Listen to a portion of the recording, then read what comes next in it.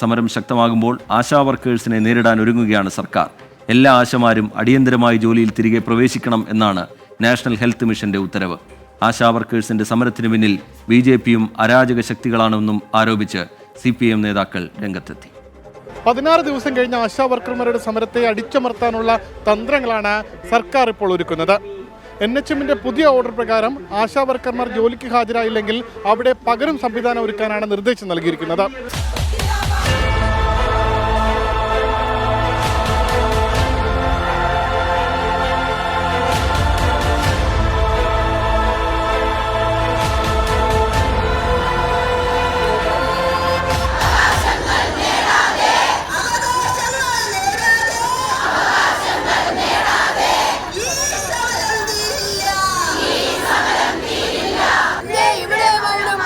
പതിനാറാം ദിവസത്തിലേക്ക് കടന്ന ആശാ വർക്കേഴ്സിന്റെ സമരത്തിന് പിന്തുണയേറുന്നു. സമരത്തെ CPM തള്ളിയതോടെ സമരക്കാർക്കെതിരെ നിലപാട് കടുപ്പിക്കുകയാണ് സർക്കാർ. ജോലിക്കെത്താത്ത ആശമാരെ ചുമതലയിൽ നിന്ന് ഒഴിവാക്കാനാണ് നീക്കം. എല്ലാ ആശമാരും അടിയന്തരമായി തിരികെ പ്രവേശിച്ച് ചുമതലകൾ നിർവഹിക്കണമെന്ന നാഷണൽ ഹെൽത്ത് മിഷൻ ഉത്തരവിറക്കി. തിരികെ ജോലിയിൽ പ്രവേശിക്കാത്ത സ്ഥലങ്ങളിൽ പകരം സംവിധാനം ഏർപ്പെടുത്തണമെന്നാണ് നിർദ്ദേശം. പകരം ചുമതല നൽകുന്നവർക്ക് ഇൻസെന്റീവ് നൽകും. സർക്കാർ ജോലി കളയുമെന്ന ഭയമില്ലെന്ന് സമരക്കാർ. എന്തായാലും ആ ഉത്തരവ് കണ്ട് പേടിക്കുന്നില്ല. ഞങ്ങളുടെ അവകാശങ്ങൾ നേടിയെടുത്തിട്ട് ഞങ്ങൾ ഇവിടുന്ന് പോകുള്ളൂ. ഞങ്ങൾ ആശയായിട്ട് അവരാണ് നിയമിച്ചിട്ടുണ്ടെങ്കിൽ അവസാനം വരെ ജീവിത അവസാനം വരെയും ഞങ്ങൾക്ക് അർഹതപ്പെട്ട എല്ലാ ആനുകൂല്യങ്ങളും തരണമെന്നാണ് ഞങ്ങളുടെ ആഗ്രഹം. പേടിയില്ല. ഞങ്ങൾ 18 വർഷം കൊണ്ട് രാപ്പകൽ പണിയെടുക്കുന്നവരാണ്. കോവിഡ് സമയത്തിൽ നമ്മൾ കഷ്ടപ്പെട്ട് എല്ലാ സേവനവും ചെയ്ത് നമുക്ക് അതിൻ്റെ ഇതോടെ നമ്മൾ പ്രവർത്തിക്കുന്നതുകൊണ്ട് നമ്മൾ എന്ത് വന്നാലും നമുക്കുള്ള ആനുകൂല്യങ്ങൾ വാങ്ങിച്ച് എടുക്കുന്നത് വരെ നമ്മളിത് പോരാടും.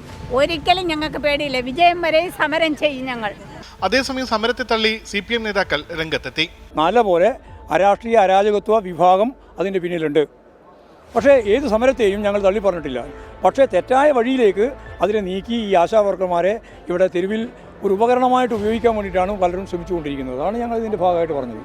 എന്തുകൊണ്ട് കേന്ദ്ര സർക്കാരിൻ്റെ പദ്ധതിയായിട്ടുള്ള ആശ കേന്ദ്ര സർക്കാർ ഒരു 10 രൂപ വർദ്ധിപ്പിക്കാത്ത സന്ദർഭത്തിൽ എന്തുകൊണ്ട് രാജ്ഭവൻ്റെ മുൻപിലേക്ക് അവരുടെ സമരം പോകുന്നില്ല, അല്ലെങ്കിൽ കേന്ദ്ര സർക്കാർ ഓഫീസുകളുടെ മുന്നിലേക്ക് അവരുടെ സമരം പോകുന്നില്ല? എന്തിനാണ് 6000 രൂപ ഒറ്റയടിക്ക് വർദ്ധിപ്പിച്ച ഇടതുപക്ഷ സർക്കാരിനെതിരെ അവർ സമരം ചെയ്യുന്നത്? ഇതിൻ്റെ യുക്തി മനസ്സിലാവുന്നില്ല. മന്ത്രി വീണ ജോർജിന്റെ പത്തനംതിട്ടയിലെ MLA ഓഫീസിന് മുന്നിൽ യൂത്ത് കോൺഗ്രസ് പ്രവർത്തകർ അടുപ്പുകൂട്ടി പ്രതിഷേധിച്ചു.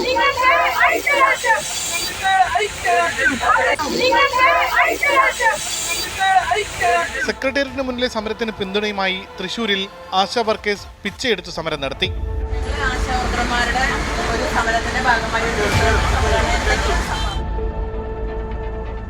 സർക്കാർ സംവിധാനങ്ങളെ ഉപയോഗിച്ച് ആശാ വർക്കേഴ്സിന്റെ സമരത്തെ പരാജയപ്പെടുത്താൻ ശ്രമിക്കുന്നതിനൊപ്പം തന്നെയാണ് രാഷ്ട്രീയ ചായ്വ് കൂടി ഈ സമരത്തിനെതിരെ CPM ആരോപിക്കുന്നത്. എന്തായാലും CI2 കേന്ദ്രത്തിനെതിരെ ആശാ വർക്കർമാരെ സംഘടിപ്പിച്ചുകൊണ്ട് സമരം നടത്താനാണ് ഇപ്പോൾ തീരുമാനിച്ചിരിക്കുന്നത്. ഉമേഷ് ബാലകൃഷ്ണൻ, 24 തിരുവനന്തപുരം. പൊതുജനം കഴുതയല്ല സാർ. ആദ്യം സമവായ നീക്കം, അതിനിടയിൽ തുടരുന്ന അധിക്ഷേപം, ഇപ്പോൾ ഭീഷണി എന്ന നിലയിലേക്ക് അത് മാറിയിരിക്കുന്നു. ആശാ വർക്കർമാരുടെ സമരം 16 ദിവസം പിന്നിടുകയാണ്. സർക്കാരിന്റെ ഭീഷണിക്ക് വഴങ്ങില്ല എന്നാണ് ആശാ വർക്കർമാർ പറയുന്നത്. സർക്കാരിന്റെയും CPMന്റെയും സമ്മർദ്ദതന്ത്രങ്ങൾ വിജയിക്കുമോ? ചില പ്രതികരണങ്ങൾ കാണാം. ആരുടെ ഭീഷണിയാണെങ്കിലും ഞങ്ങൾ ആരും മാറി നിൽക്കുന്ന പ്രശ്നമില്ല. ജോലിക്ക് കയറാനാണ് ഇപ്പം ഞങ്ങൾക്ക് ഓർഡർ വന്നിരിക്കുന്നത്. പക്ഷേ ഞങ്ങൾ കയറില്ല. ഞങ്ങൾ പറഞ്ഞിട്ടുള്ള നിബന്ധനകളെല്ലാം ഞങ്ങൾക്ക് സാധിച്ചു തരാതെ ഞങ്ങൾ ഈ സമരബൂത്തുനിന്ന് പോകുന്ന പ്രശ്നമില്ല. 18 വർഷം കൊണ്ട് ഞങ്ങൾ ചെയ്യുന്ന ജോലിയാണ്. അന്ന് ഞങ്ങൾക്ക് തുച്ഛമായ വരുമാനം. ഈ വരുമാനം വെച്ച് ഇന്ന് ജീവിക്കാൻ പറ്റുകയില്ല. ഞങ്ങൾ പറഞ്ഞ കാര്യങ്ങളെല്ലാം നടത്തി തരുമെന്നുണ്ടെങ്കിൽ ഞങ്ങൾ ഇനിയും ആ ജോലി ചെയ്യാൻ തയ്യാറാണ്. അത് CPM സെക്രട്ടറിയുടെ അഭിപ്രായമല്ലേ അത്? ഞങ്ങൾക്ക് ഞങ്ങളുടെ വഴി സത്യമാണ്, നന്മയാണ്, നീതിയാണ്. ഞങ്ങളുടെ അവകാശങ്ങൾ നേടിയെടുക്കണം. പറയുന്നവരങ്ങനെ എന്തെങ്കിലും പറയും, പക്ഷെ അനുഭവിക്കുന്ന ഞങ്ങളുടെ ബുദ്ധിമുട്ട് അവർക്കറിയില്ല. അപ്പോൾ അവർക്കത് അങ്ങനെ തോന്നുള്ളൂ. ഞങ്ങൾക്ക് ജീവിക്കാനുള്ള ഞങ്ങളുടെ അവകാശത്തെയാണ് നിഷേധിക്കുന്നത്. എന്തും കൽപ്പിച്ച് തന്നെ വന്നാൽ, കാരണം അവർ ഇതിനത്തോളം അപ്പുറത്തോളം എന്തും ഉണ്ടാക്കുമെന്ന് നമുക്കറിയാം. അതുകൊണ്ട് പേടിയൊന്നുമില്ല. അവരെ നമ്മളെ പേടിപ്പെടുത്തേണ്ട കാര്യം ഞങ്ങൾക്ക് ഇത് പേടിയില്ല. ഞങ്ങൾ മരിക്കുന്നവർ, അങ്ങനെ മരിക്കേണ്ട ഒരു സാഹചര്യം ഞങ്ങൾ മരിക്കും. നമ്മളല്ലാതെ വേറെ ആരാണ് അവരുടെ ഇടയിൽ ഇറങ്ങിയത്? ഈ മരുന്ന് കൊണ്ടു കൊടുക്കാൻ നമ്മളല്ലേ ഉണ്ടായിരുന്നുള്ളൂ. അവർക്ക് ഓരോ ദിവസം അവരെ ഫോൺ വിളിച്ച് ചോദിക്കാനും നമ്മളെ ഉണ്ടായിരുന്നു. അവർക്കതൊരു ആശ്വാസമായിരുന്നു. പിന്നെ ഇപ്പം അവരുടെ കാര്യങ്ങളെല്ലാം സാധിച്ചു കഴിഞ്ഞിട്ട് നമ്മളെ ഈ തള്ളിക്കളയേണ്ട കാര്യം എന്താ? ഇത്രയും ദിവസം 16 ദിവസമായില്ലേ, ഒരു ദിവസം പോലും ആ മന്ത്രി വന്ന് നമ്മളിങ്ങനെ നോക്കാതെ ഒരു ആശ്വാസ വാക്ക് പറയാത്തെന്താ?